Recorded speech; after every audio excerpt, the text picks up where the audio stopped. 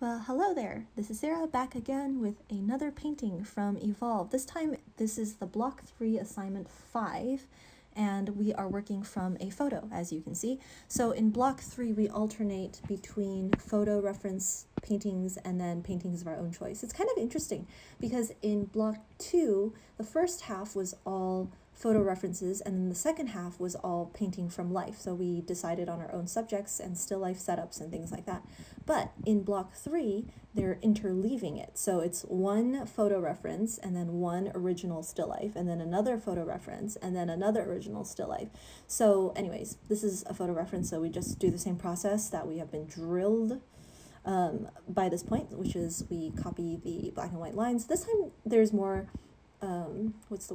there's more self-direction. So we're not given the line art. We actually have to produce the line art ourselves based on that black and white image that you saw earlier. And then we compare that to the color photo, which I hung up on the cabinet next to my painting space. And then, of course, we start by filling in the shadows. We're using the same shadow values that we've been using this whole entire time since Block 1.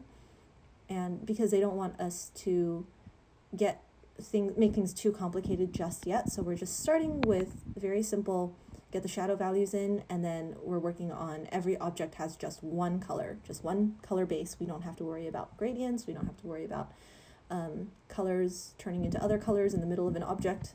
So in this case, we've got the apple, the cylinder, and the pot, those three objects, but I also have to do the color for the background and the tabletop.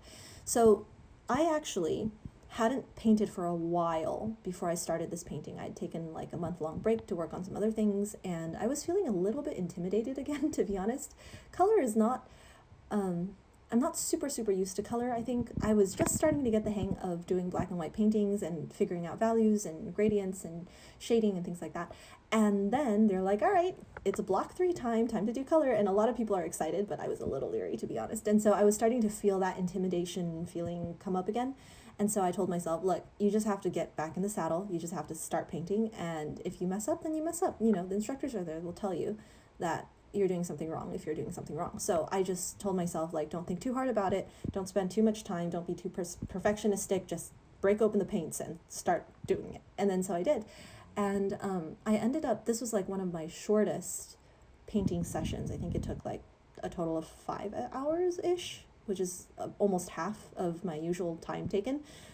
Granted, of course, we didn't have to do the whole still life setup and sketching and stuff, but I ended up just kind of going with, oh, this color mix looks pretty good. I think I'm just going to do it. And I didn't test and retest and second guess myself too much.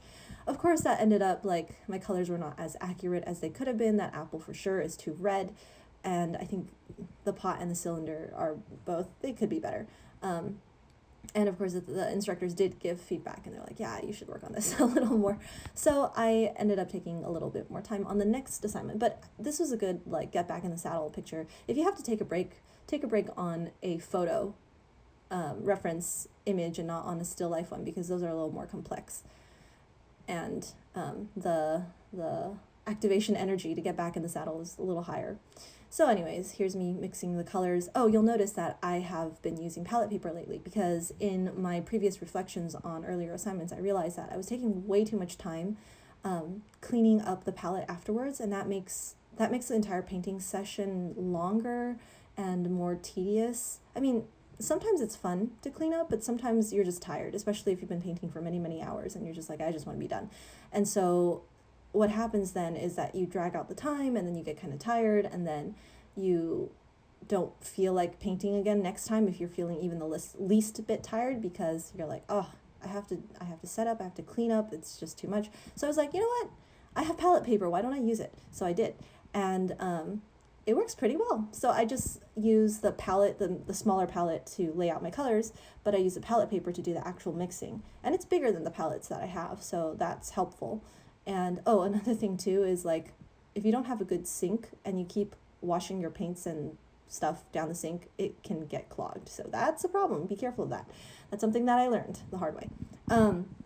So yeah, there's a reason why you should use palette paper. And it's like, it's not about being wasteful, it's just being practical. So yeah, palette paper is great. I don't know who invented it, but like, thank you. So that's that. And Yeah, I didn't take too long to mix all these colors. Like I said, I just compared it and I was like, okay, that looks pretty good. Let's do it. But one thing that I did learn from actually one of the more recent feedbacks that I got from the instructors was what you can do is you can, instead of just swatching the colors and saying, okay, that's pretty good, and then painting the whole section, you can actually paint a little bit on the canvas and see how it looks, because things look slightly different when you paint them on the canvas and when you're looking at it on the knife. So that's one tip, and here's the final image, and that's about it. So hope you enjoyed and have a wonderful rest of the day. Keep making beautiful things. See you next time.